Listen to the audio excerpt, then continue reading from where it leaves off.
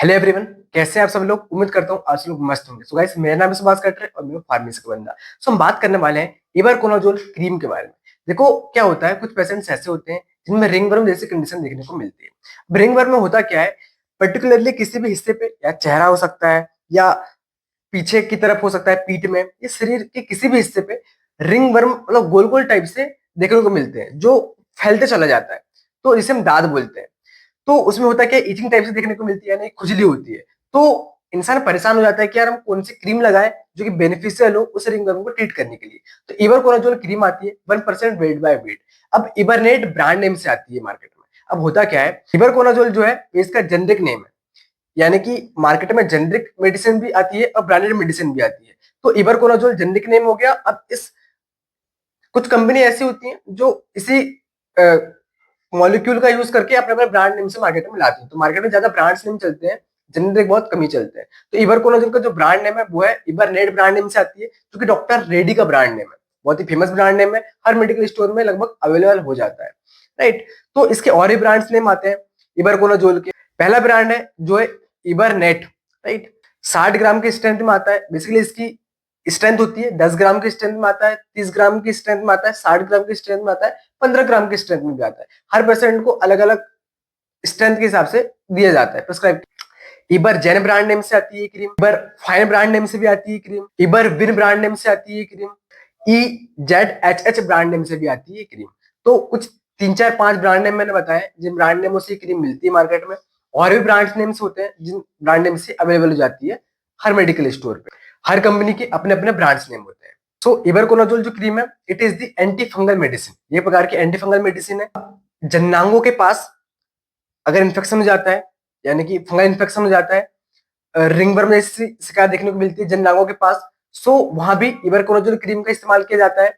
इसके इस्तेमाल करने से जननांगों के पास जो भी हुआ है रिंगवर्म टाइप सा वो ठीक हो जाता है। एथलेट्स फूट, पैरों के नीचे साइड पे भी हो जाता है रिंगवर्म टाइप सा, आपको इमेज में आ रहा होगा। सो उस कंडीशन को भी ट्रीट करने के लिए इबरकोनाजोल बहुत ही बेनिफिशियल क्रीम है। नाखून में फंगल इन्फेक्शन देखने को मिलते हैं, नाखून कटे टाइप से जाते हैं अजीब से, आपको इमेज में आ रहा होगा। सो वहां पर भी अप्लाई करने से ये जो फंगल इन्फेक्शन है वो ट्रीट होता है। गर्दन के पीछे साइड पे, आपको इमेज में आ रहा होगा, गर्दन के पीछे साइड पे रिंगवर्म हो जाता है, तो उसको भी ट्रीट करने के लिए इबरकोनाजोल बहुत ही बेनिफिशियल क्रीम है। कमर के पीछे भी रिंगवर्म यानी कि दाद हो जाती है, सो कमर के पीछे जो दाद हुई है वहां पर अप्लाई करने से ये ठीक हो जाती है। इबरकोनाजोल क्रीम जो है बहुत ही बेनिफिशियल क्रीम है। ऑल अबाउट हम बात करें, शरीर के किसी भी हिस्से पर अगर फंगल इन्फेक्शन देखने को मिलता है या रिंगवर्म जैसी शिकायत देखने को मिलती है, राइट, पर्टिकुलरली एक जगह पे सर्कल टाइप सा बन जाता है और रिंग टाइप से बन जाती है, सो इस कंडीशन को ट्रीट करने के लिए इबरकोनाजोल बहुत ही बेनिफिशियल क्रीम है। हाउ टू वर्क, आखिर इबरकोनाजोल जो है आखिर ये वर्क कैसे करती है। सो फंगस की जो सेल मेम्ब्रेन है उसको डिस्ट्रॉय करने का काम करती है, यानी कि उसको ब्रेक करने का काम करती है। Cell membrane basically fungal infection की ग्रोथ के लिए जिम्मेदार होती है। सो सेल मेम्ब्रेन को डिस्ट्रॉय कर देगी, ब्रेक कर देगी, तो फंगल इन्फेक्शन की ग्रोथ हो नहीं पाएगी वहां पर, उस जगह पर। तो रिंग वर्म बन नहीं पाएगा, रिंग वर्म जैसी कंडीशन नहीं होगी, राइट। तो दाद नहीं होगी। तो सेल मेम्ब्रेन को नष्ट करने का काम करती है इबरकोनाजोल, जिससे फंगल इन्फेक्शन की बीमारी ट्रीट होती है। इबरकोनाजोल के साइड इफेक्ट देखने को मिलते हैं। बर्निंग, यानी कि जिस जगह में आपने लगाया है अगर उसके साइड इफेक्ट देखने को मिलेंगे तो बर्निंग यानी जलन टाइप से महसूस होगी, राइट। स्किन में सूखापन टाइप सा पड़ जाएगा अगर आपको चेहरे पर है और उसके साइड इफेक्ट अगर हो रहे हैं, राइट। अगर आपने उल्टी सीधी तरीके से लगा लिया है तो सूखापन जैसे कंडीशन देखने को मिल सकती है। वहां पर ईचिंग हो सकती है, वहां पर रेडनेस आ सकती है, यानी कि लालपन बन जाएगा वहां पर, उस जगह पर खुजली चलेगी उस जगह पर। सो ऐसे कुछ साइड इफेक्ट देखने को मिलते हैं इबरकोनाजोल। हाउ टू अप्लाई, आखिर इबरकोनाजोल जो क्रीम है अगर उसको हम अप्लाई कैसे करेंगे। सो इसको हम दिन में 2 बार, जिस जगह पर रिंगवर्म हुआ है या जिस जगह पर दाद हुई है, दिन में 2 से 3 बार उस जगह पर लगाएंगे। और इसे करीब 1 सप्ताह तक हम कंटिन्यू करते हैं। डॉक्टर्स जो है अलग अलग पेशेंट के हिसाब से अलग अलग डोज देते हैं, तो 1 सप्ताह का भी देते हैं। कुछ पेशेंट ऐसे होते हैं जिनमें अगर ये ट्रीट नहीं होती तो 1 महीने बढ़ा देते हैं, राइट। तो पेशेंट के ऊपर है कि भाई उसको वो कब ट्रीट कर रही है, मतलब कब ट्रीट हो रहा है, कब उसकी बीमारी ट्रीट हो रही है। अगर ट्रीट नहीं हो रही तो और भी आगे तक हम उसे लगाने के लिए बोलते हैं।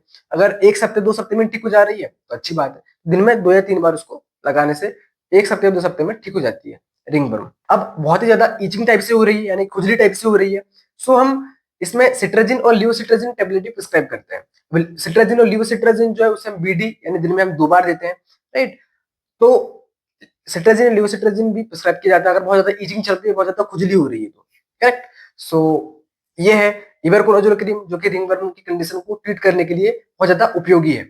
इबरनेट ब्रांड नेम से आती है, जो कि डॉक्टर रेड्डी का बहुत ही फेमस ब्रांड नेम है, और भी ब्रांड्स नेम आते हैं, बट आप इबरनेट ब्रांड नेम लीजिए। और इबरकोलोजोल जो क्रीम है बहुत ही बेनिफिशियल है, रिंगवर्म को पूरी तरीके से ठीक करेगी।